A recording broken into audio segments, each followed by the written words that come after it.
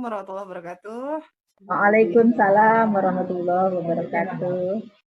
Ya, mohon maaf baru bisa gabung. Ini juga baru selesai subuh ya, karena di sini persis subuh di Istanbul. Jadi ini juga ada beberapa ya, mungkin kami langsung bergabung. Satu-satu mungkin abang dari abang. Ya. Ini anak saya pertama. Perkenalan diri, Bang. Boleh. Assalamualaikum warahmatullahi wabarakatuh. Waalaikumsalam warahmatullahi wabarakatuh. Dan saya anak pertama dari dari bunda saya. Iya. Ya, alhamdulillah abang ini yang 14 tahun, jadi insya Allah dalam proses pendidikannya ya memang kami pilihkan untuk memang aktivitasnya banyak di kita pusatnya adalah di rumah gitu. Jadi abang ini yang paling lama berarti ya bang, pendidikan bang, coba diceritain dulu. Mungkin saya akan ini sama anak-anak dulu, karena habis ini mereka ada agenda tilawah dan lain-lain, jadi mereka bisa langsung ke sini. Jadi nanti saya akan tuker aja dengan sesi saya. Baik. Abang dari SD kali ceritain aktivitas apa? Dulu tuh saya dari TK, saya inget banget dibeliin Lego terus biar latihan, biar lebih kreatif. Habis itu tingkatnya lebih bukan Lego biasa, tapi kelas SD tuh udah mulai terbiasa Lego biasa, terus dibeliin Lego teknik, padahal masih kelas SD kelas berapa waktu itu? Kelas 1. Lego teknik yang seharusnya buat SMP SMA, ini dari SD udah dibeliin walaupun gagal. Waktu itu dibeliin tapi gagal. Iya. Ini aktivitas apalagi Qur'annya. Nah, saya tuh kalau tiap pagi kita di sini umumnya ngaji dulu. Sebelum beraktivitas harus udah ngaji dulu habis subuhnya. Ya minimal ya 5 halaman lah atau sejuz. Terus apa lagi Bun? Belajar Qur'annya bang gimana? Ceritain. Nah, saya dari kelas 1 udah di pesantren, dimasukin. Pertama itu di pesantren Nurul Hikmah Ciputat sampai kelas 4. Kemudian lanjut pesantren tahfiz di Pasar Rebo, Kampung Quran 2 tahun. Kemudian sekarang baru lulus SMP di At-Taqwa, di pesantren di Cilodong. Ya itu. Lagi Bun? Untuk pesantren nanti saya ceritakan ya gimana prosesnya, kenapa kami pilih pesantren sebagai outsource pendidikan Quran gitu. Kemudian yang terakhir, traveling bang. Traveling. Dari dulu tuh kita udah jalan-jalan, udah sering banget jalan-jalan. Nggak sering banget. Udah ke Turki, udah ke Malaysia, dan di Indonesia juga ya beberapa ya, di Padang terus apa? Ya, jadi itu sementara. Kenapa akhirnya kami pilih itu nanti saya akan jelaskan juga. Di belakang saya ada anak nomor 2. Alhamdulillah abang sudah nyelesain 30 juz, sedangkan yang kedua kakak nyelesain 25 ya. Ya berapa lah gitu. Perkenalkan dulu kakak Oli. Ya. Ini apa? Ya, assalamualaikum. Waalaikumsalam. Najan. Ya. Ini yang nomor 2. Beda hanya 1,5 tahun sama abangnya.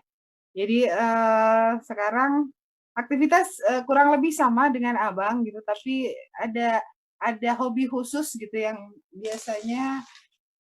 Yang kedua namanya siapa? Kenalan dulu. Assalamualaikum, saya Muhammad Alfa. Hobinya apa kak? Jadi asisten saya untuk masak-memasak ini ada kakak Oli panggilannya.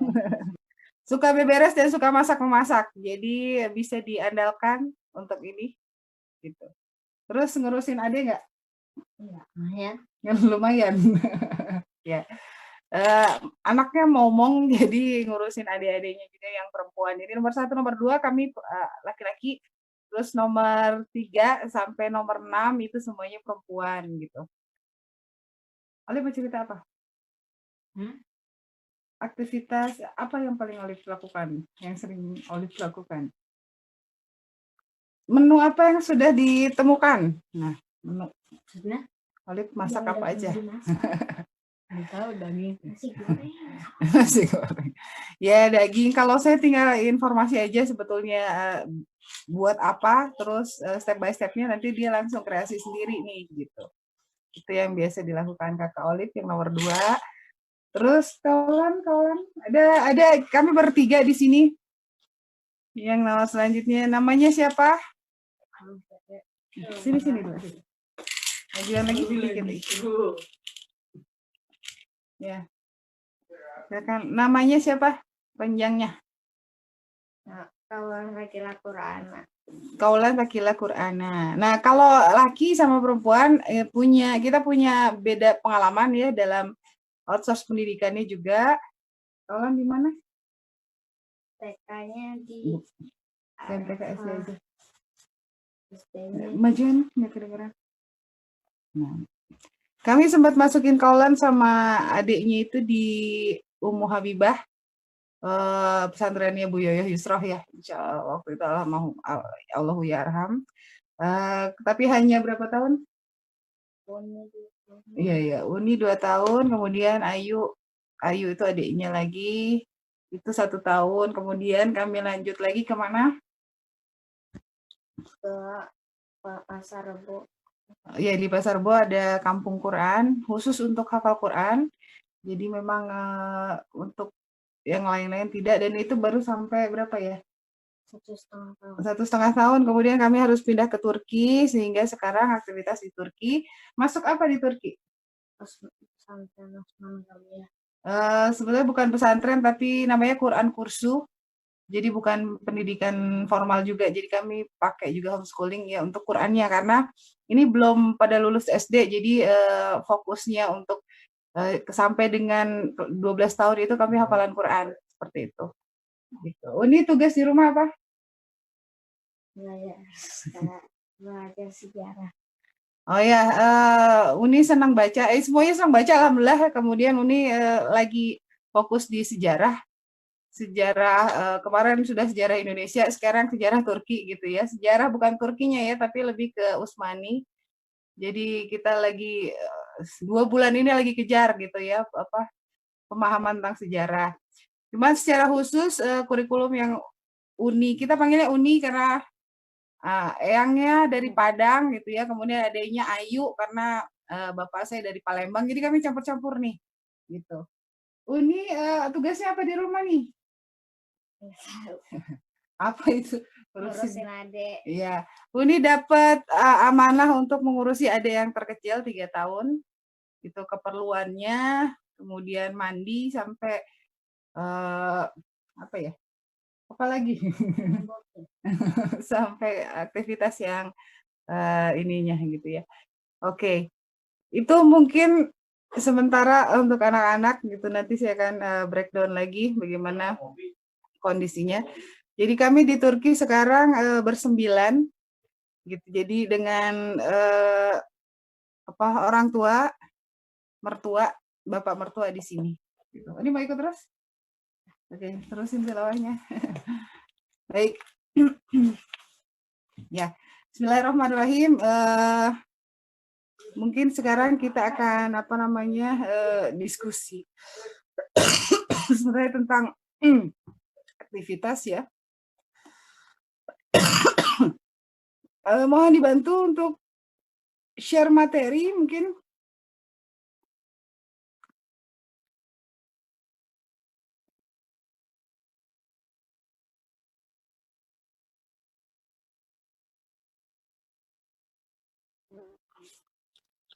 Ya, alhamdulillah. Mungkin secara umum sih tidak berbeda ya dengan teman-teman semua atau Bapak Ibu semua yang memang sudah menjalankan pendidikan anak-anak semua. Hanya mungkin yang berbeda kami tidak memilih jalur formal gitu untuk pendidikan seperti itu. Saya psikolog pendidikan sebetulnya. Jadi apa namanya? Kemudian saya ambil profesi lagi. Saya ambil kekhususan di S3 saya di pendidikan Islam. Kemudian memang aktivitas beberapa adalah konsultan pendidikan.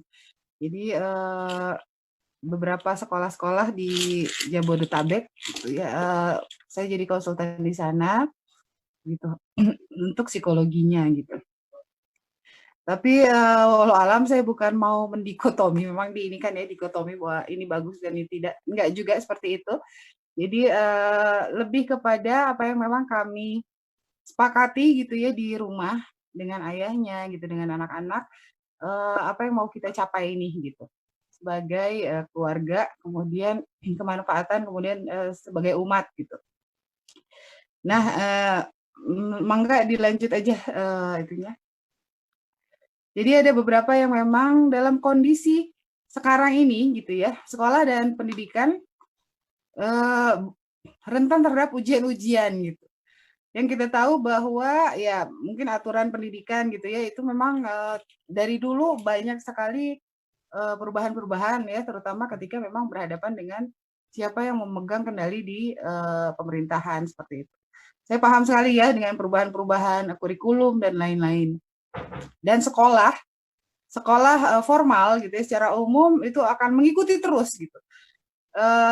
Dari pendidikan saya yang akhirnya masukin sekolah formal itu mulai dari anak perempuan nomor 3 dan nomor 4.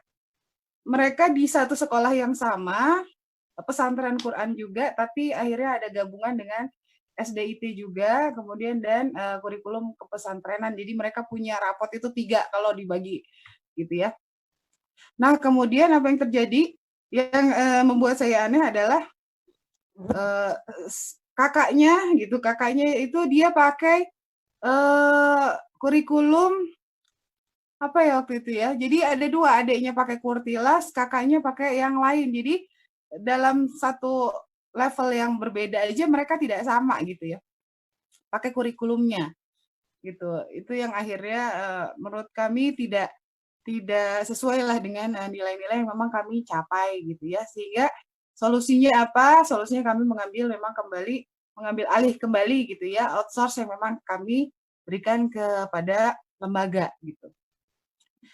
Nah, dan apa yang sekarang dilakukan dengan kondisi pandemik, akhirnya guru dan murid akhirnya berpisah nih gitu ya, terpisah gitu dalam jarak, kemudian lebih dekat kepada anak-anak sekarang untuk orang tuanya sendiri gitu. Kemudian kita berharap akankah ini balik kembali, kita juga nggak tahu ya, karena pandemik itu entah kapan berakhir gitu. Kemudian ya apakah yang disebutnya new normal itu betul-betul akan jadi sebuah kenormalan gitu ya, itu juga kita tidak tahu nih ke depannya gitu. Nah, jadi apa yang sekarang kita hadapi di masa after pandemic juga tidak akan kita ketahui ya, sampai dengan akhirnya akankah IT atau internet itu akan jadi mendominasi gitu pendidikan kita. Nah, itu juga kita nggak tahu ke depannya. Nah, ini pertanyaan-pertanyaan yang memang akhirnya membuat orang tua, guru gitu ya, bahkan sekolah tuh bingung seperti apa gitu. Nah, inilah yang ya pendidikan yang kami sudah jalani ya mungkin lebih dari 10 tahun gitu ya, tapi akhirnya baru terasa ketika berapa bulan terakhir, 4 bulan terakhir ya. Akhirnya pendidikan ini ya sudahlah, berarti memang kita harus fleksibel untuk ini seperti itu. Siap untuk perubahan-perubahan yang memang ada. Silakan dilanjut lagi slide-nya. Nah, akhirnya apa yang terjadi kita hadapi sekarang adalah ketika sekolah harus kembali ke rumah gitu. Ada istilahnya homeschooling atau home education gitu ya. Dan yang mau saya coba pahamkan adalah sekarang home education atau pendidikan yang akhirnya basicnya adalah di rumah, itu sebetulnya lah pendidikan yang memang harusnya kita jalani seperti itu. Dan apa yang bisa kita hadapi sekarang adalah untuk sebagai pendidikan gitu ya, itu harus bersifat fleksibel sebetulnya, cekatan, dan sesuai dengan kondisi-kondisi yang memang mudah berubah. Gitu. Dan yang perlu kita pahami lagi, tujuan, konten, jenis, teknis pendidikannya itu memang harus sesuai dengan kebutuhan. Kalau menurut kami banyak pelajaran-pelajaran yang memang sebetulnya tidak sesuai dengan kebutuhan nih gitu ya, tapi sudah dijejalkan kepada anak-anak. Kalau lihat pendidikan di Turki aja S1 aja itu belum ada skripsi sebetulnya. Skripsi itu tertulis itu baru S2 gitu, kemudian ya S3 terus ya disertasi. Jadi sebetulnya luar biasa nih orang Indonesia karena memang kemampuan akademis, ini saya bicara akademis ya, jadi bukan kecerdasan lainnya, akademis saja gitu ya.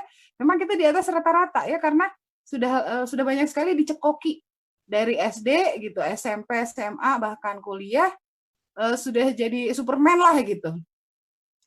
Nah inilah pertanyaannya, apakah ini yang kita butuhkan gitu ya? Itu perlu dipertanyakan kembali gitu ya ketika akhirnya kita pun tidak bisa memegang itu gitu ya. Sekarang orang tua jadi bingung karena semuanya harus dimasukin ke orang tua gitu. Dan sekolah pun bingung gitu ya. Teknis apa yang memang bisa dilakukan dalam kondisi seperti ini. Itu ketika sekolah kembali ke rumah. Yang jadi perlu catatan adalah berikutnya silakan. Kita harus balik lagi gitu ya. Karena sejatinya pendidikan adalah home education gitu. Orang tua sebagai learning integrator. Ya, pengintegrasi dari proses-proses pembelajaran. Jadi bukan hanya yang kita pengen adalah dia cuma tahu aja. Gitu. Sudah banyak ya orang-orang yang tahu gitu ya tentang wawasan dan lain-lain, tetapi akhirnya sisi yang lain tidak tergali dengan baik. Gitu. Jadi memang kita enaknya sih ya mindset kecerdasan kah, mindset pintar, mindset cerdas itu arahnya kepada pendidikan gitu. Ya rankingnya kah gitu ya, pencapaian akademis gitu ya.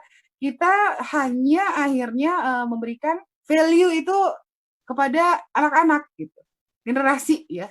Itu yang memang akhirnya apakah mereka butuh seperti itu gitu? Apakah ada keperluan-keperluan lain yang memang perlu lebih butuh untuk kita upgrade gitu ya dari anak-anak. Nah, itulah perlunya orang tua sebagai arsitek nih. Kalau Ustadz Hari Santosa menyatakan bahwa arsitek peradabannya gitu ya, untuk pendidikan itu di orang tua. Gitu ya. Ya poinnya seperti Rasulullah gitu menata ulang ayat-ayat yang diturunkan Allah gitu ya. Jadi betul-betul diintegrasikan sesuai dengan kebutuhan yang memang sampai kalau Al-Qur'an ya sampai akhir gitu ya. Seperti itu. Nah, yang perlu kita pahami ada 6 step di sini gitu ya untuk memahami bahwa pendidikan itu memang kita pegang gitu ya. 1, ubah mindset tentang sekolah. Gitu. Ya, sekarang apa yang terjadi ya 2 bulan awal-awal kita PJJ gitu ya di Indonesia. Akhirnya apa yang akhirnya kita bawa semua yang ada di sekolah kita bawa ke rumah. Jadwalnya, seragamnya juga bahkan kita bawa ke rumah gitu ya. Jadi sambil sekolah tuh walaupun di rumah tetap pakai seragam dan lain-lain ya itu sih nggak masalah ya. Cuman akhirnya apakah seperti itu sekolah rumah gitu ya? Apakah seperti itu orang tua sebagai learning integrator? Bukan juga gitu ya. Kesalahan konsep hanya memindahkan. Gitu. Nah, padahal yang perlu kita pahami di sini ada perbedaan nih yang perlu ayah bunda pahami. Silakan lanjut. Bisa dipahami dari perbedaan ini.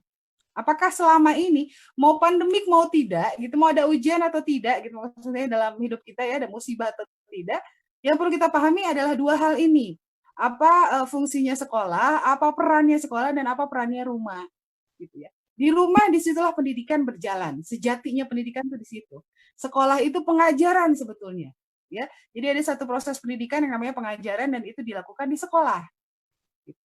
Ya, kemudian di rumah adalah utamanya, sekolah itu penunjang. Kemudian kita di rumah sebagai penanggung jawab, orang tua sebagai penanggung jawab, sedangkan di sekolah itu sebagai asisten ahli gitu. Jadi kita meminta bantuan sekolah gitu ya untuk melaksanakan pendidikan yang memang kita punya. Ya. Kita sebagai penanggung jawabnya. Nah, sebetulnya pendidikan di rumah tuh apa sih? Pendidikan kepribadian. Ya. Kemudian apa yang kita didapat dari sekolah? Pengetahuan dan kecakapan. Itu yang memang kita harapkan dari sekolah. Jadi kalau kita mengharapkan kita masukin sekolah anak, kemudian dia jadi bagus kepribadiannya, bahkan kita titipkan, gitu ya, sehingga datang ke rumah kok begini nih anak saya, gitu ya, banyak sekali orang tua yang seperti itu ya. Saya udah titipkan gitu ya, kenapa jadi begini pulang-pulang? Sebab kita nitipin kepribadian itu salah gitu ya. Kepribadian itu adalah di rumah. Sedangkan pengetahuan dan kecakapan baru kita dapat di sekolah. Kemudian di rumah utamanya adalah penularan. Sebenarnya saya mau tanya nih, ayah bunda semua ya, kepribadian itu keturunan, bukan? Keturunan atau bukan? Gitu. Orang banyak bilang ada yang iya, ada yang bukan, ada yang bilang itu pola asuh gitu ya, atau ada yang bilang itu kebiasaan dan lain-lain. Saya gantilah kata-kata itu semua dengan kepribadian itu adalah ketularan, bukan sekedar keturunan. Keturunan memang ada ya, itu 2-20%. Itu termasuk penyakit keturunan gitu ya. Kemudian wajah kita yang mancung atau yang pesek gitu ya. Kemudian ya termasuk bagaimana kondisi rambut dan lain-lain, itu keturunannya itu masuk ke 2-20%. Tapi khusus untuk kepribadian adalah penularan. Ketularan dari significant others yang ada di sekelilingnya. Kapan penularan itu terjadi? Nanti akan saya bahas kembali ya. Dan di sekolah apa? Kalau misalnya rumah itu adalah penularan, sekolah itu adalah transformasi, ya perubahan-perubahan gitu ya dicapai. Sementara dia nambah pengetahuan, perubahan itu yang kita coba capai, perubahan perilaku gitu ya, perubahan mindset dan lain-lain itu kita dapat dari sekolah. Sekolah itu ibarat kawah candra di muka. Makanya banyak yang tidak paham gitu ya, banyak yang nggak masuk akal nih gitu ya, kenapa sih Bu Ani masukin anak-anaknya ke pesantren itu di umur sekarang gitu, di umur ketika anak masuk SD gitu. Kenapa gitu ya, banyak psikolog yang bilang itu tidak bagus katanya. Nah poin yang memang harus kami capai gitu ya di usia sebelum 7 tahun adalah anak-anak matang secara emosi. Emosi bukan berarti akhirnya dia jadi dewasa kemudian jadi datar gitu ya, tidak ayah bunda gitu ya. Emosi yang perlu dipahami ketika anak kita punya emosi yang matang di usianya, terutama di usia 7 tahun gitu ya, sudah lulus emosi, itu apa tuh itunya, kategorinya? Yaitu satu, dia bisa mengendalikan keinginannya. Ya. Dia mengendalikan keinginannya sehingga dia tahu mana yang kebutuhan, mana yang keinginan gitu. Ya. Dan di situ adalah bagian dari pembelajaran utama yang memang kami berikan gitu kepada anak-anak di awal. Gitu. Ketika dia sudah punya satu step lagi dalam kehidupan dia, yaitu dia sudah mulai belajar tentang kepatuhan, disiplin di usia 7 tahun, dia harus selesai dulu emosinya. Gitu. Dan disitulah mulai masuk mereka di kawah candra di mukanya. Akhirnya mereka masuk ke pesantren dan memang kami punya syarat khusus ya, pesantren-pesantren yang memang perlu yang akan kami pilih gitu. Salah satunya memang bukan pesantren yang banyak terima anak gitu ya, atau terus dipegang oleh pendekatannya memang harus sama dipegang oleh keluarga gitu. Artinya di situ ada sisi ayahnya, ada sisi ibunya gitu ya. Biasanya Ustadz sama uminya itu bareng-bareng juga mengelola itu gitu. Itu yang kami pilih itu sebagai kawah candra dibuka anak-anak. Untuk apa? Untuk Quran. Jadi alhamdulillah pesantren yang kami pilih dan itu di usia 7 tahun masuknya itu untuk drilling Quran sebetulnya ya. Untuk pemahaman, bukan pemahaman penghafalan Quran. Seperti itu. Terus di rumah sebagai apanya? Recovery, motivasi. Ketika dia pulang seminggu sekali ke rumah gitu. Itu bagian dari kami lagi gitu ya. Untuk akhir gimana, susah enggak gitu ya. Gimana apa yang perlu boleh bantu? Ayo sama-sama kita murojaah dan lain-lain, itu yang memang perlu kita lakukan di rumah. Nah, ini bedanya ini jangan sampai kebalik-kebalik gitu ya. Kalau kita kebalik-balik berperan gitu, itu akan jadi tidak seimbang nih perjalanannya, bahkan salah kaprah gitu. Ya, jadi tidak ada sekolah kepribadian gitu yang perlu kita apa percaya gitu ya, kalau itu ternyata dipegangnya oleh sekolah gitu. Jadi seperti itu. Ini satu mindset yang memang perlu dipahami, yaitu mindset. Yang kedua, silakan dilanjut slide-nya. Nah, sebelum kita akan memilih pendidikan apa yang memang paling cocok untuk keluarga kita, pertanyaannya saya adalah apa value keluarga yang selama ini sudah dibuat gitu. Apa yang selama ini sudah kita jadikan nilai gitu ya di dalam keluarga kita sendiri, dan itu dituangkan dalam visi keluarga gitu ya. Jadi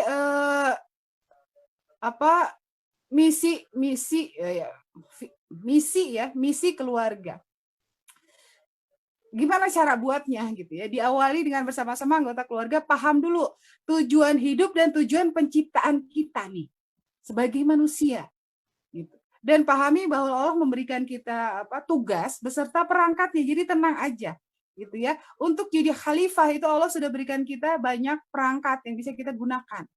Tapi khalifah jadi yang berperan di tugas apa, itu yang harus kita cari sebetulnya gitu. Jadi kalau kita sama-sama ya coba pahami sebetulnya tujuan hidup kita apa sih, Ayah Bunda? Gitu. Kalau saya tanya nih tujuan hidup saya gitu ya ke anak-anak remaja SMP SMA, apa jawabannya? Satu, membahagiakan orang tua. Yang kedua, dia biasanya buat tujuan hidup itu sebagai menghajikan orang tua gitu ya. Jadi ini yang perlu kita pahami, ini jangan-jangan dia belum paham gitu ya, tujuan hidupnya diciptakan sebagai manusia itu apa ya. Kalau tujuan hidup sama-sama ya kita review kembali gitu. Itu ada di ayat Az-Zariyat ayat 56 bahwa tidaklah Allah ciptakan jin dan manusia itu kecuali untuk menyembah Allah gitu ya.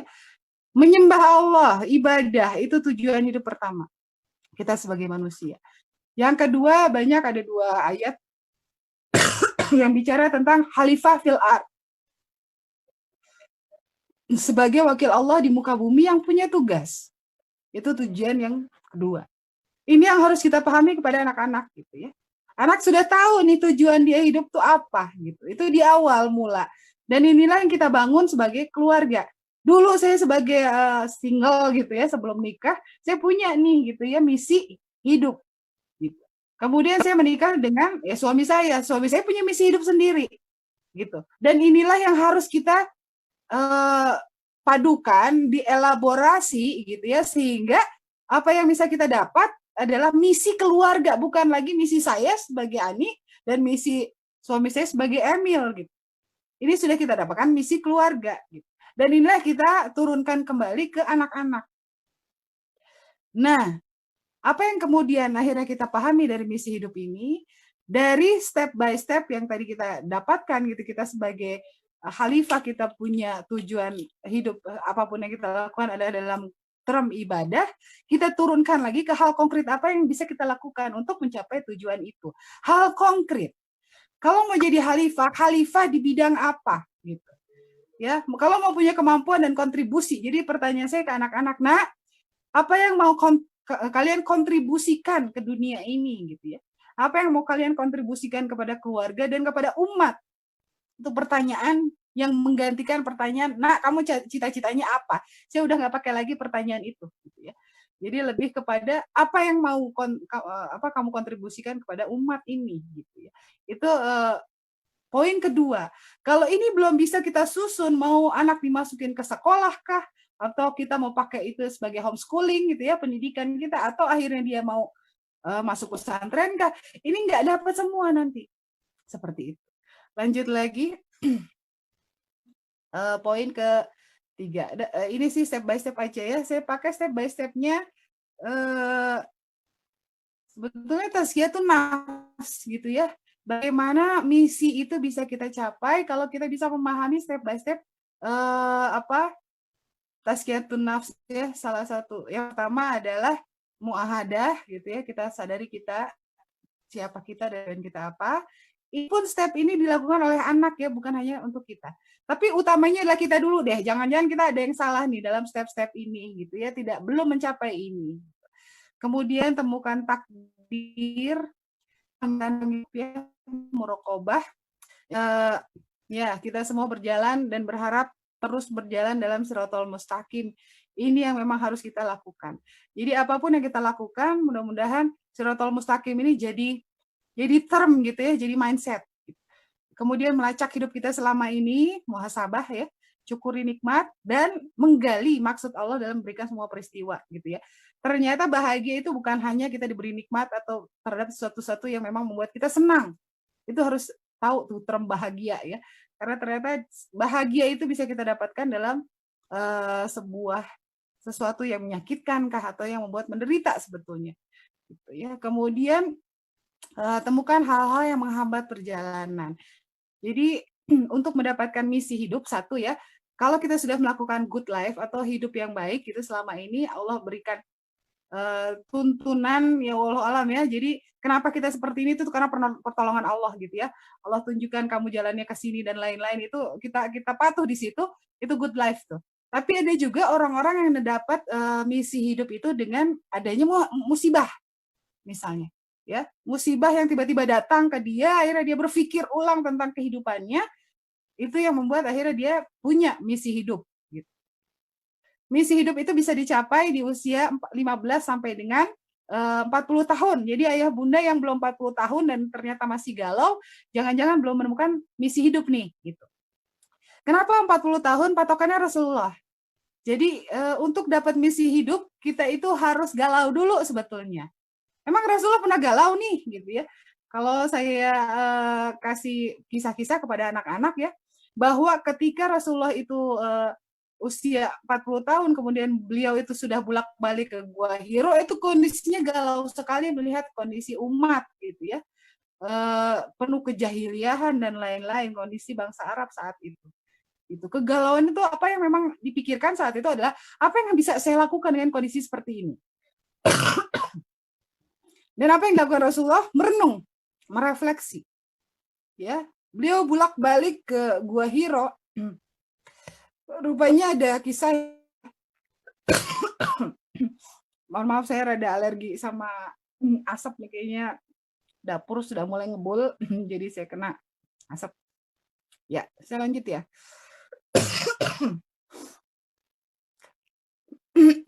Ya, jadi apa yang dilakukan Rasulullah saat itu? Panggilan hidup itu dimulai di situ gitu ya. Jadi rupanya dalam kondisi beliau melakukan perjalanan ke Gua Hiro, kemudian ibaratnya tuh gurun-gurun dan batu-batuan ya, pepohonan yang beliau lewati itu memanggil-manggil. Apa yang dipanggil? Antar Rasul itu berulang-ulang, antar Rasul. Jadi memang disebutnya panggilan hidup, memang betul ada the calling, ada panggilan-panggilan ya untuk kita sendiri gitu ya. Dan saat itu sebelum malaikat Jibril sampaikan wahyu ya. Jadi ada proses panggilan. Ada proses kegalauan. Ya bisa dilalui dengan good life, hidup yang memang sudah kita jalani gitu ya, atau karena ada musibah. Gitu ya, sehingga kita berbalik, berpikir ulang tentang kehidupan. Jadi itu perlu kita lakukan ya untuk dapetin misi hidup. Terus apa yang kita lakukan ketika itu sudah datang semua, gitu ya? Ketika kita fokusnya Shirathal Mustaqim, ketika kita fokus pada perintah-perintah yang membuat kita takwa, sehingga apa? Sehingga kita tidak terdistrak dengan perbuatan-perbuatan dosa, gitu ya. Kenapa sih kita harus bertakwa? Kenapa Allah bilang harus bertakwa? Karena harus jadikan itu fokus kita. Kalau kita tidak tahu ternyata bertakwa itu harus seperti itu, kita akan terdistrak dengan perbuatan-perbuatan dosa gitu ya. Itu masuk ke level muaqabah. Kemudian apa yang perlu kita lakukan? Hijrah gitu.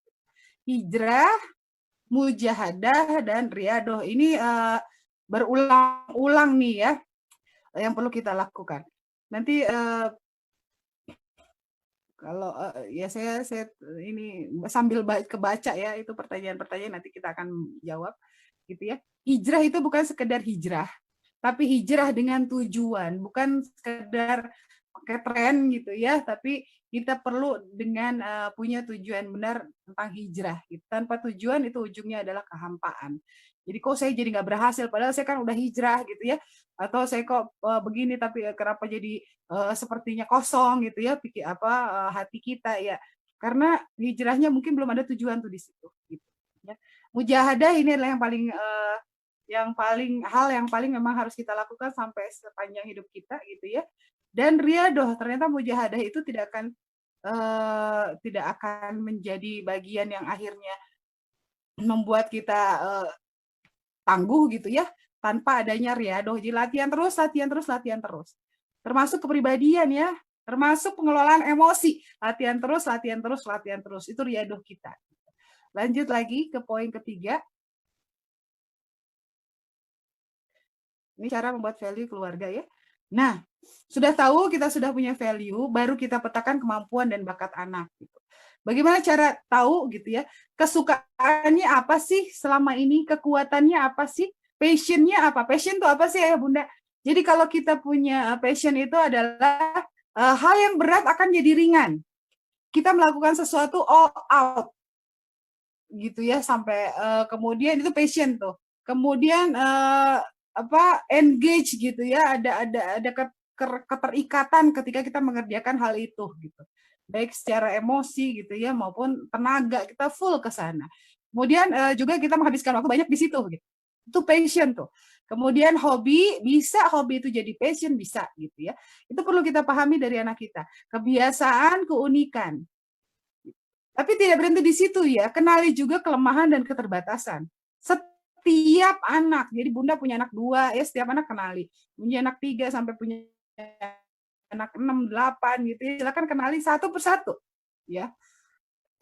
Dan ternyata 4 bulan terakhir ini adalah 4 bulan yang memang luar biasa kalau memang kita manfaatkan itu dengan baik gitu ya. Karena disitulah kita pahami bagaimana anak-anak kita sebetulnya. Gitu. Ya, kalau memang kita mau pakai nih gitu. Kalau misalnya enggak, ya akhirnya lewat tuh ya 3 bulan kemarin ini saya juga nggak paham nih kenapa anak saya begini dan begitu gitu ya. Itu adalah bagian dari PR kita nih sebagai orang tua. Nah, untuk memantapkan kemampuan dan bakat anak, lanjut lagi saya mau kasih bagaimana step by step ya kehidupan seseorang berdasarkan neuroparenting gitu ya.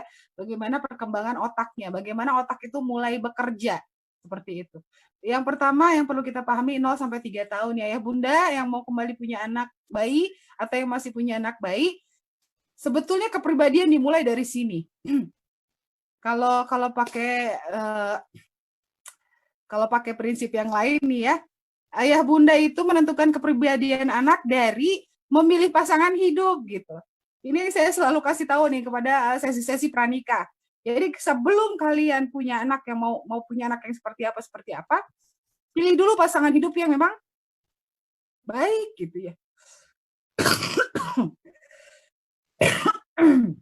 Nah, ya itu beda sesi ya. Tapi untuk ini, untuk tahu ya bagaimana anak itu bisa menjadi tangguh, itu di usia 0 sampai 3 tahun. Apa yang bisa kita lakukan pada anak 0-3 tahun? Ayah bunda, disinilah dimulai kepribadian, pendidikan kepribadian.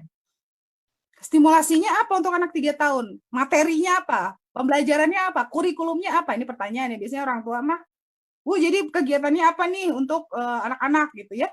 Ya, oke, bisa sih ya begitu. Cuman ya akhirnya kita pahami dulu prinsipnya. Anak 0 sampai 7 tahun yang kita fokuskan adalah perkembangan emosi. Karena apa? Karena ketika dia lahir dari perut ibunda gitu ya, perut kita sebagai ibunya, yang duluan berbinar-binar adalah otak emosi. Ya. Sedangkan otak kognitif, otak yang mengarahkan kepada akademis gitu ya, otak untuk logika, rasional dan lain-lain itu baru mulai sebenarnya gini, kalau kita masak jadi matang itu kan prosesnya jauh ya. Sebelum matang kita harus masak dulu.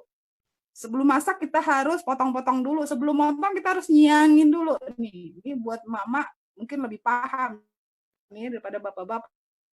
Sebelum nyiangin dulu belanja dulu gitu ya. Jadi proses otak pun kayak begitu, step by stepnya. Jadi usia 4 tahun kita belanja dulu nih kebutuhan.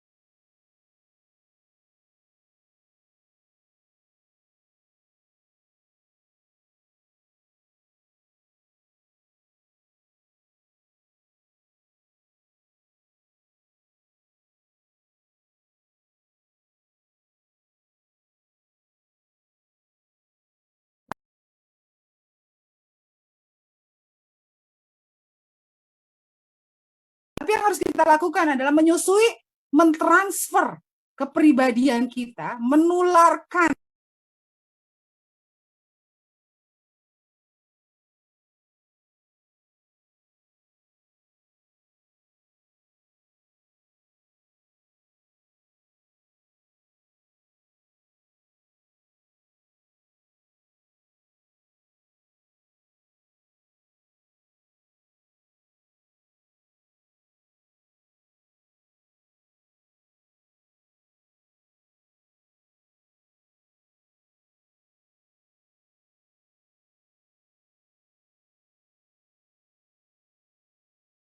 dia akan merasa panik dan cemas berapa kali lipat, 8 kali lipat daripada kita.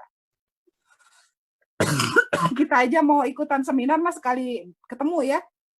Gimana kalau seminar itu sampai 8 kali pertemuan, udah jadi hebat dia. Ini sekali aja kita contohin udah langsung keserap semua. Nah, itu 0 sampai 3 tahun yang perlu ayah bunda pahami. Lanjut lagi di usia 3 sampai 7 tahun. Apa yang bisa kita pahami di sini? 1, percepatannya masih panjang ya, 5 kali orang dewasa. Apa yang perlu kita latih di sini? Sensorik, motorik, emosi. 3 ini aja kurikulumnya untuk anak 3 sampai 7 tahun. Kalau ayah bunda mau buat kurikulum ya, termasuk kurikulum TK sebetulnya. Sensorik apa sih bunda? Sensorik tuh dia tahu ya, ini tuh bau apa gitu, ini warna apa. Jadi dari penginderaan ya, bagaimana dia bisa mengenali bunyi gitu ya, mengenali mata tuh warna dan lain-lain bentuk ya, itu sensorik. Kemudian motorik apa? Bergerak. Ya, itu yang kita ajarkan, bergerak.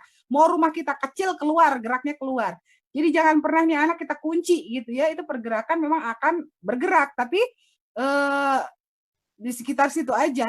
Jadi no wonder ya ayah bunda gitu ya.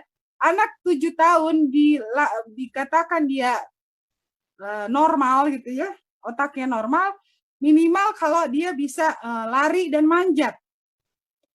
Jadi kurikulum awal itu ya udah tinggal anak lari, manjat, apapun aktivitas fisik kasih. Jangan telat, itu di 7 tahun ke bawah. Ya. Gimana ya terserah manjat lemari, manjat teralis gitu ya, kalau memang kita nggak punya pohon gitu, kita kejar. Nah, kemudian apalagi ajak anak itu senang pada kebaikan, ya. Senang kepada jadi dia sholat karena senang. Nggak masalah anak di bawah 7 tahun sholat gara-gara cuma pengen mukenanya dipakai, mukena lucunya dipakai, atau dia pengen sholat gara-gara cuman dapat karena memang ya kita iming-imingin apa gitu ya. Ya memang usianya segitu memang harus begitu. Paling tidak dia senang dulu sholat. Gitu. Nggak usah kita ajarkan sholat itu mencegah perbuatan keji dan mungkar nanti itu di atas 7 tahun. Ya, ketika sekarang ini senengin aja terhadap aktivitas termasuk baca Quran. Ya. Dia menghafal dengan senang ya. Kalau kita mau ngajarin hafal nih di bawah 7 tahun. Ya, yang penting senangnya dulu gitu ya. Itu yang memang harus kita biasakan. Kemudian belajar individuasi. Ayah bunda, individuasi itu penting untuk anak-anak di bawah 7 tahun, di bawah 7 tahun. Apa itu individuasi? Pemenuhan ego. Egois, iya, anak 7 tahun ke bawah harus egois sebetulnya. Sekarang apa yang harusnya yang akhirnya kita salah gitu ya? Di umur 4 tahun misalnya anak lagi belajar di TK, yang harus kita pahami, yang harus satu pembelajaran adalah pelajaran berbagi. Ini salah kaprah berbagi di umur 7 tahun ke bawah sebetulnya.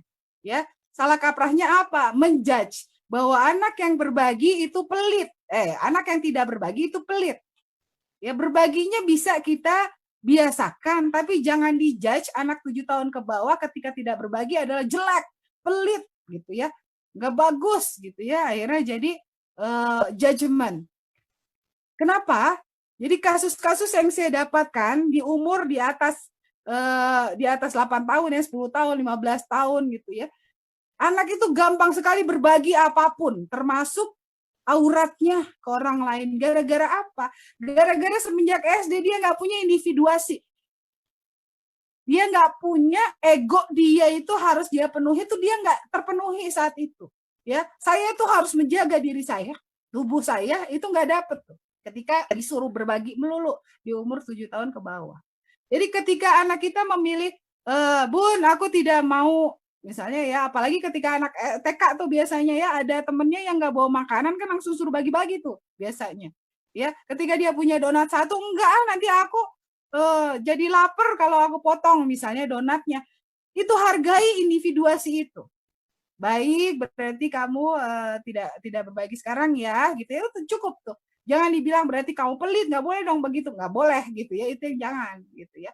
Jadi individuasi harus terpenuhi di awal, sehingga anak itu punya izah, punya punya penghargaan terhadap diri dia, seperti itu. Itu yang harus kita kuatkan. Kemudian apa? Belajar dari significant other. Siapa significant other? Siapa orang yang paling berpengaruh pada anak? Adalah orang tuanya. Ya, disinilah keteladanan. Tidak lain tidak bukan, emosi itu latihannya adalah teladan dari orang tuanya.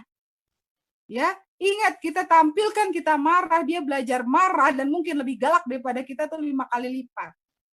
Jadi kontrol itu ada di kita. Jadi ayah bunda yang masih punya anak kecil gitu ya di bawah 7 tahun, bersabarlah karena itu adalah saatnya kita melakukan latihan emosi untuk diri kita sendiri. Ya, ketika kita melatih emosi untuk diri kita sendiri itu menularnya berapa persen tuh langsung kepada anak-anak kita. Ya. Apa yang perlu kita lakukan kalau ayah bunda mau buat kurikulum di sini? 50% adalah kemampuan emosi, keterampilan emosi yang kita latih. 40% bergerak. Ya, baru 10% itu kognitif. Pembelajaran ya, ini apel, A, B, C, D gitu ya. Terus Al-Quran ada di mana nih, banyak pertanyaan ya sebelum-sebelumnya. Bun, saya mau ngajarin Al-Quran anak-anak saya di umur 7 tahun ke bawah. Menghafal Al-Quran itu bukan otak kognitif yang bergerak, tapi otak emosi. Jadi bagus sekali ayah bunda gitu ya melatih hafalan Quran, murojaah gitu ya, atau pembelajaran awal-awal gitu, tahsin dan lain-lain, itu bagus tuh. Tapi ingat ya, dalam rangka apa? Dalam menumbuhkan kesenangannya dulu. Ya, dia menghafal Quran dengan senang, bukan dengan terpaksa atau bukan dengan aktivitas yang memang membuat dia jadi tertekan ya. Karena cuma 10% tuh. Hafalan Quran itu harusnya masuknya ke emosi, bukan di kognitif. Seperti itu. Lanjut, umur 7 dengan 14 tahun, apa yang bisa kita lakukan kepada anak-anak kita? Di sini anak baru bisa masuk ke takdib, ya, dia baru bisa patuh, dia baru bisa disiplin, punya kesadaran, itu baru di umur 7 tahun ke atas. Ketika anak kita belum beres emosi, ini takdib belum bisa didapat nih di umur 7 tahun. Gitu. Jadi kenapa anak saya bisa masuk pesantren Quran di umur 7 tahun? Syaratnya satu, anak-anak harus bisa matang dulu emosinya, lulus emosinya. Dia bisa menunda keinginan dia bisa mengendalikan ya hal-hal yang muncul dari pikirannya. Itu dulu lah emosinya. Kalau dia masih ketawa-ketawa itu nggak masalah ya. Keceriaan anak-anak itu harus gitu ya. Nah, ini yang perlu memang kita lakukan. Jadi siap memiliki kesadaran, dia punya ilmu yang benar gitu ya. Dengan cara apa? Ayah bunda biasakan untuk dialog kepada anak. Dialog itu dari kapan? Dari umur 2 tahun sebetulnya. Ya. Jadi jangan pernah kita satu arah, nah pokoknya harus begini. Nah, Bunda punya aturan begini, kita tidak pernah begitu. Jadi semenjak abang itu di umur 2 tahun gitu ya, yang perlu kita lakukan adalah dialog. Ya. Jadi termasuk pembentukan emosi, kalau tanpa dialog itu nggak bisa kita. Gitu. Ya, kita kan maunya singkat ya, pokoknya harus begini, dengerin Bunda. Itu kan paling enak ya ngomong kayak begitu. Ya, ketika dia mengulang kesalahannya lagi, kita kok masih sih dikerjain gitu ya, kan Bunda udah ngomong. Karena kita bukan pakai dialog di situ. Gitu ya, ini yang memang harus kita lakukan. Ya, beberapa udah tadi saya sampaikan ya tentang emosi gitu ya. Nah, ya tadi ya ini persentasenya bisa dilakukan, bisa di breakdown ke kurikulum ya. Jadi sudah mulai emosi, udah mulai masuk kognitif kalau ini. Seberapa banyak? 50% kognitifnya. Ya, otak juga masih berkembang terus gitu ya, terutama bisa sampai 3 kali orang dewasa gitu ya percepatannya. Prefrontal cortex ini sudah mulai bekerja di umur 7 tahun. Jadi lakukan pembelajaran kognitif tuh baru di umur 7 tahun. Jadi ayah bunda jangan pengen deh cepet-cepet anaknya masuk SD misalnya, baru 5,5 tahun masuk SD. Itu emosi aja belum, tanya dulu deh emosinya gitu ya. Jadi gimana cara matengin emosi anak? Matengin dulu emosi orang tuanya, itu kuncinya. Karena anak belajar dari significant others seperti itu. Lanjut lagi di umur 11 sampai 15 tahun. Ini bisa terus sampai 21 tahun gitu ya. Untuk apa? Untuk mengasah jati diri gitu, mendampingi anak konsistensi dalam kebaikan dan akhlak. Baru dia siap menerima beban syariah. Ya, beban syariah termasuk pemahaman-pemahaman yang lebih dalam gitu tentang Al-Qur'an, tentang Allah dan lain-lain gitu ya. Nah, temukan ilmu kehidupan di sini. Ayah bunda kalau ini harusnya 11 sampai 15 tahun ya umurnya. Yang tadi 7 sampai 11. Jadi ada kesalahan di situ. Sampai 21 tahun juga masih bisa. Ilmu kehidupan yang kita harus ajarkan dan itu tidak dapat di sekolah. Ya, itu di rumah. Makna bahagia itu juga tidak dapat di sekolah, itu di rumah. Ya, ketika anak sudah benar makna bahagianya dari umur 15 tahun gitu ya. Dari umur 14-15 tahun, insya Allah ketika dia sudah balik, dia sudah sekaligus akilnya juga tercapai. Itulah dia manusia dewasa sebetulnya begitu. Ya, kemudian belajar tanggung jawab. Ini bukan cuma belajarnya ya, di umur begini dia sudah diuji dengan tanggung jawab. Kemudian percepatan otaknya juga masih cepat ya, 2 kali lipat gitu. Kemudian yang dikejar ya tadi ya sampai 65% itu untuk kognitifnya. Jadi masukin di situ. Lanjut lagi Bun. Nah ini step by stepnya per tahun ya. Karena apa? Batas kita anak kita jadi anak tuh cuma 15 tahun Bunda, 15 tahun awal. Ya, setelahnya dia sudah jadi orang dewasa, sama seperti kita. Jadi prinsip kita dampingin anak tuh 15 tahun awal dalam kehidupan dia. Dengan apa? Dengan quality time sebetulnya gitu ya. Dengan dialog, dengan penularan langsung gitu ya. Teladan langsung itu yang perlu kita biasakan. Nomor 4, menyusun kebutuhan. Akhirnya kita sudah paham nih ya, anak kita seperti apa, kita sudah punya value keluarga gitu ya. Nah, baru kita susun kebutuhannya. Hal konkret apa yang bisa dilakukan dalam mission of life, ya peran hidup kita, misi hidup kita, yang kemudian di breakdown sebagai apa? Dia sebagai keluarga dan dia sebagai anggota masyarakat dan dia sebagai umat. 3 ini kita susun ke bawah. Gitu. Sebagai keluarga, kebutuhan apa sih yang harus dia miliki ya? Kasih sayang sama adiknya, misalnya itu kita masukin. Gitu. Dalam anggota masyarakat, hal konkret apa yang bisa dilakukan ini kita buat dari kebutuhan-kebutuhan. Ini yang jadi kurikulum sebetulnya. Gitu. Jadi kalau nggak perlu pelajaran geografi, kimia, nggak usah dimasukin karena tidak sesuai kebutuhan, gitu ya. Kecuali ketika dia mau di anggota masyarakat, dia mau jadi ahli kimia, baru kita berikan nih ilmu itu. Lanjut. Tadi kenapa si abang itu akhirnya kita kasih stimulasi Lego? Sebenarnya bukan cuma si abang ya, semuanya dikasih stimulasi Lego. Karena itu pembentukan awal. Bagian dari menstrukturisasi gitu ya, kognitifnya sebetulnya gitu. Nah, ternyata yang lebih expert adalah abang gitu ya. Abang itu tadi ya Lego untuk 14 tahun dia sudah bisa kerjakan di umur 6 tahun, walaupun akhirnya belum bisa bergerak kayak robot gitu ya. Itu nanti jadi PR berikutnya. Nah, jadi apa yang perlu kita lakukan ya ayah bunda, kita mulai dari ujung gitu ya, starting from the end of the line. Ya, bahwa misi pendidikan adalah misi penciptaan, itu jangan pernah terlepas. Ya, cita-cita anak adalah misi kehidupan dia, dan misi kehidupan adalah misi penciptaan. Jadi jangan pernah lepas dari situ. Gitu ya. Kemudian peran peradaban ya itu adalah misi hidup kita. Jadi bahagia itu bukan kenikmatan belaka, tetapi bertahan dalam ketidaknyamanan adalah bagian dari kita untuk belajar mencapai peran peradaban kita, belajar untuk bahagia. Jadi ayah bunda pun bahagianya harus kita ubah nih. Bahagia adalah ketika semua balik lagi ke normal. Itu bukan bahagia sebetulnya, itu sih nafsu aja sebetulnya ya, karena keinginan kita seperti itu.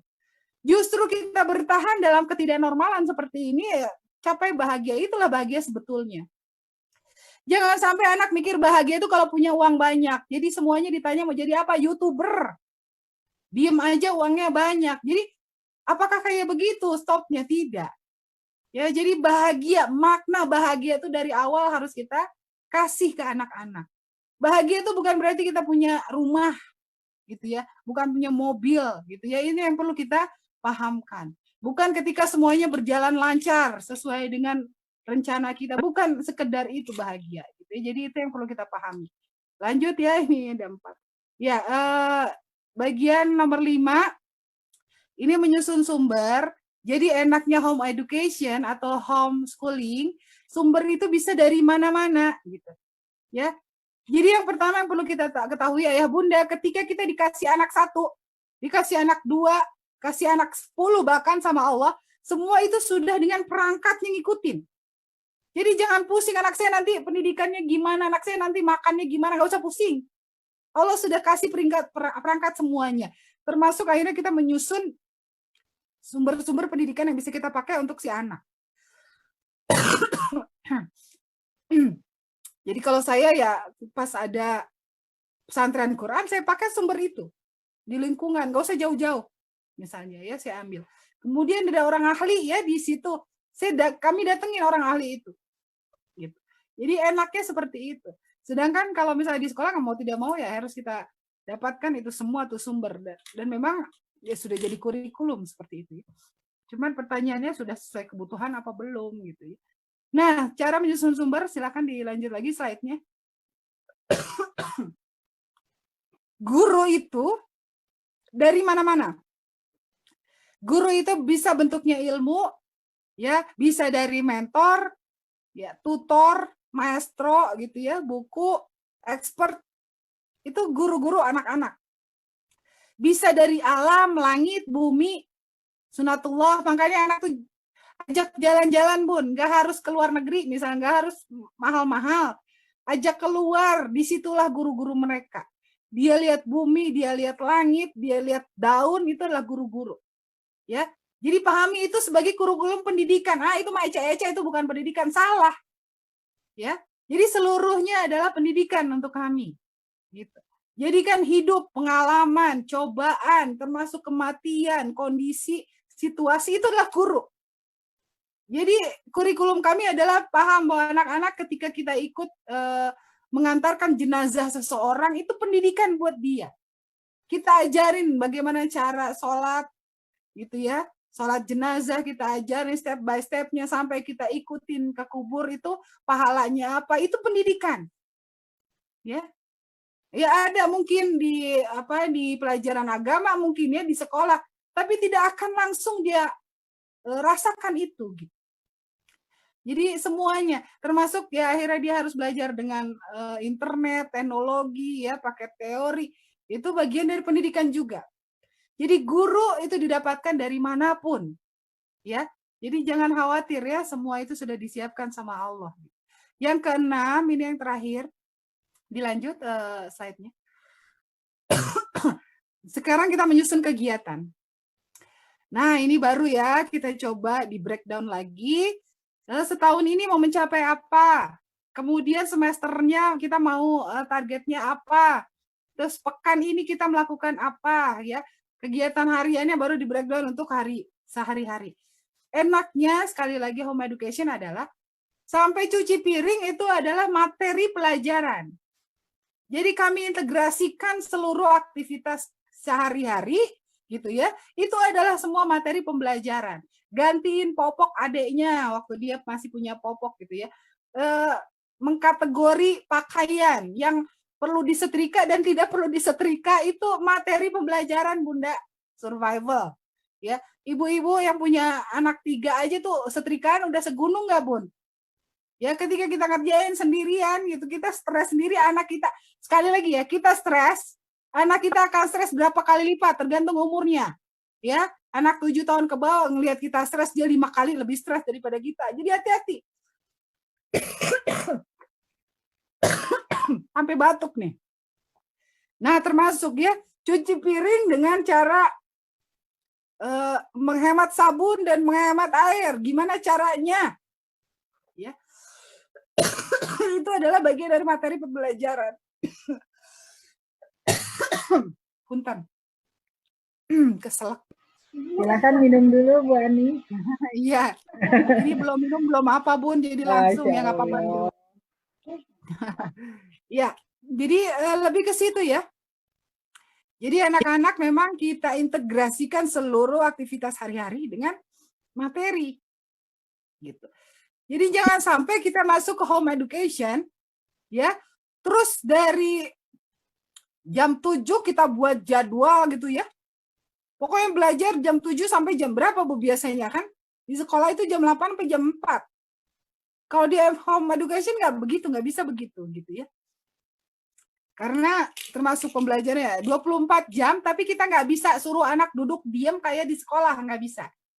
Gitu ya, akhirnya kita belajar apa di luar gitu ya, di park gitu ya, di tempat permainan, playground di luar. Itu adalah bagian dari kurikulum. Jadi lebih tenang nih hati gitu ya, sambil ngelipetin baju aja itu kurikulum buat dia. Jadi kami adalah evaluasi pekanan adalah bagaimana cara cuci piring yang hemat tadi. Cara nyusun piring gitu ya sebelum dibilas itu adalah bagian pelajaran. Dan saya belajar cuci piring itu dari ayah saya. Cuci yang benar. Dan itu saya turunkan tuh ilmu itu. Jadi luar biasa menurut saya itu ilmu berharga cuci piring. Gitu ya. Nah itu dia. Lanjut lagi. Sepertinya udah selesai. Oh ya, kurikulum yang bisa saya bagi. Ini salah satunya bisa dipakai nih ayah bunda. Jadi yang pertama yang saya gunakan bukan pelajaran ya. Bukan misalnya sains atau enggak. Bukan. Tapi basicnya adalah fitrah. Ini saya pakai dari FBE. FBE itu apa? Fitrah Based Education ya dari Ustadz Hari Santosa. Fitrah yang perlu kita capai dari anak itu ada 8. Fitrah keimanan, fitrah ilmu, bakat, kepemimpinan, seksualitas, bahasa, individu, dan jasmani. Ini yang dijadikan sebagai kurikulum ya, materi pelajaran di situ. Kemudian diikuti dengan adab dan akhlak itu dari awal. Di 0 sampai 6 tahun kita baru merawat, mengokohkan. Ya. 7 sampai 10 tahun tumbuhin dan sadarkan ya tentang fitrah-fitrah ini. 11 sampai 14 tahun kuatkan dan diuji. Ya, jadi fitrah imannya diuji nih di umur 11 14 tahun. Nah, kalau kamu disuruh diam-diam bohongin Bunda, apa yang mau kamu lakukan? Nah, kemudian memang ada kasusnya dia bohongin kita misalnya, itu adalah bagian ujian di umur 11 sampai 14 tahun. Terakhir 15 tahun adalah menyempurnakan fitrah itu sebagai peran peradaban. Jadi anak sudah mulai dapat peran peradaban di umur 15 tahun, jangan telat lagi kayak kita. Ya, kita mau umur 40 tahun baru ngeh gitu ya.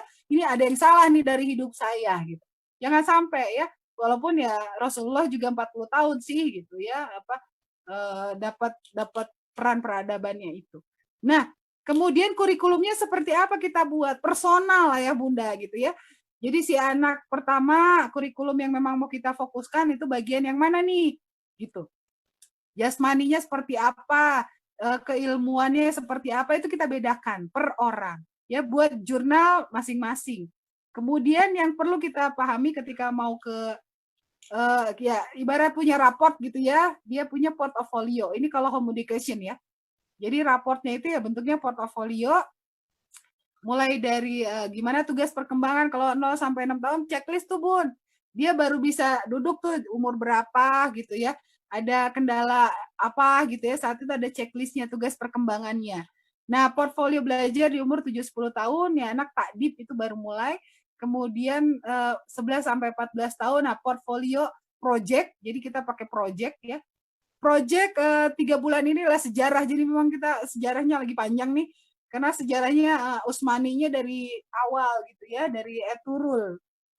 Nah, sekarang baru sampai Abdul Hamid, ini panjang sekali gitu ya.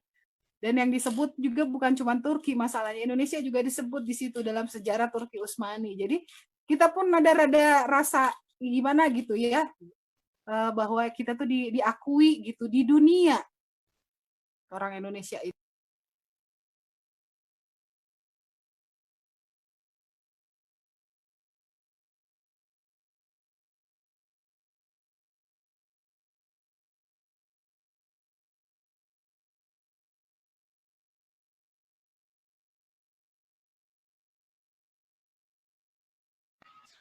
Bu Ani, maaf, mungkin tekan ininya, di mute ya.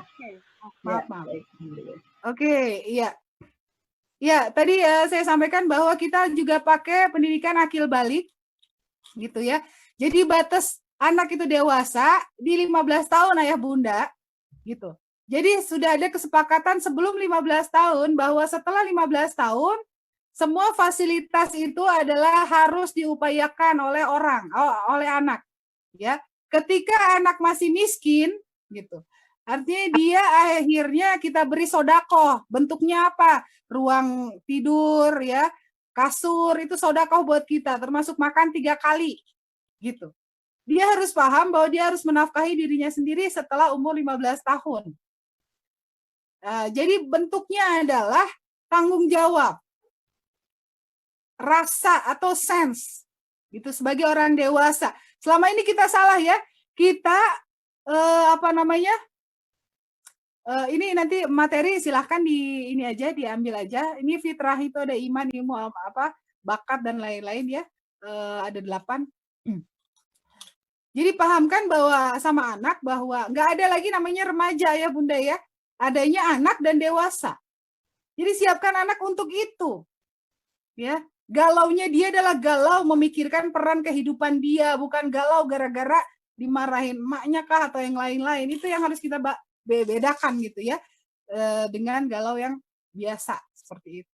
Jadi ketika 15 tahun, anak saya yang 14 tahun sudah mulai bisnis gitu. Jadi ini yang perlu karena untuk memenuhi kebutuhan dia. Jadi ibaratnya dia itu punya, ini masih ada nih Bun, yang tadi nanya fitrah itu, ini masih ada di tampilan ya. Itu iman, ilmu, bakat sampai dengan jasmani, itu fitrah-fitrah yang kita harus kejar nih gitu ya. Nah, seperti itu. Jadi paling tidak siapkan ya ayah bunda bahwa kita itu yang mendampingi 15 tahun awal, dan jangan sampai ya, sudah banyak ya contoh-contoh kehancuran gitu ya generasi gara-gara memang kita fasilitasi terus dengan harta. Dipikirnya itu adalah kebahagiaan, dipikirnya itu adalah bagian tanggung jawab kita. Itu cuma sedikit saja tanggung jawab kita kepada anak ya tentang harta itu. Tapi sungguhnya tanggung jawab kita adalah menularkan kepribadian yang baik, ya, menularkan prinsip-prinsip dalam hidup, menularkan dia sampai dapat peran peradabannya. Itulah fokus kita sebagai orang tua. Sehingga apa? Sehingga 2 slide terakhir ya. Sehingga pegangan dia adalah kepastian. Kepastian di dunia ini cuma 3, Allah, fitrah, dan kitabullah. Ketika apapun itu datang ya, ujian, peristiwa gitu, apapun yang datang pada dia, pegangan dia itu pasti. Ini kebalik ya. Yang selanjutnya justru berpegang pada ketidakpastian. Waktu, harta, ya, kondisi peristiwa itu adalah tidak pasti. Ketika kita pegangan sama itu, harta hilang kita langsung goyah gitu ya. Kemudian waktu kita habis, goyah lagi. Ujian yang tadinya kita jalannya lurus kemudian harus belok gitu ya, itu kita patah lagi. Jadi hati-hati. Tetap pegangannya 3 hal yang pasti. Untuk apa? Untuk survive kepada hal-hal yang tidak pasti yang kita hadapi. Ya, seperti itu. Jadi itu yang terakhir dari saya. Mohon maaf jadi panjang. Ini adalah journey Jadi saya pun dan suami kami masih berjalan terus ya menjalani journey ini gitu ya, peran peradaban ini pelan-pelan kita coba dampingi anak. Terus sampai kapan nih kita berhasil atau tidak? Ya, sampai husnul khotimah. Sampai ketika sakaratul maut, apakah kita atau anak kita tuh husnul khotimah. Jadi keberhasilan kita sebagai orang tua adalah ketika anak kita husnul khotimah. Jadi bukan menciptakan anak-anak sukses secara dunia gitu ya, tapi justru menciptakan bukan menciptakannya, mendampingi ahli-ahli surga. Itu saja dari saya. Mohon maaf lahir batin kalau ada salah kata.